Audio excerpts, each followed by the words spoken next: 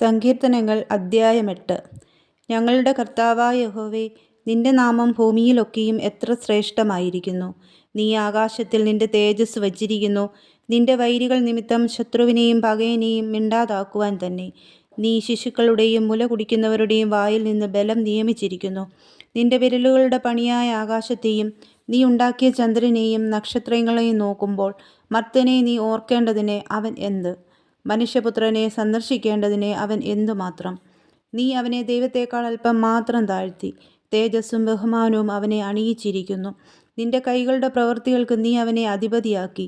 സകലത്തെയും അവൻ്റെ കാൽ കീഴെ ആക്കിയിരിക്കുന്നു. ആടുകളെയും കാളകളെയും എല്ലാം, കാട്ടിലെ മൃഗങ്ങളെയൊക്കെയും, ആകാശത്തിലെ പക്ഷികളെയും സമുദ്രത്തിലെ മത്സ്യങ്ങളെയും സമുദ്രമാർഗങ്ങളിൽ സഞ്ചരിക്കുന്ന സകലത്തെയും തന്നെ. ഞങ്ങളുടെ കർത്താവായ യഹോവേ, നിന്റെ നാമം ഭൂമിയിലൊക്കെയും എത്ര ശ്രേഷ്ഠമായിരിക്കുന്നു.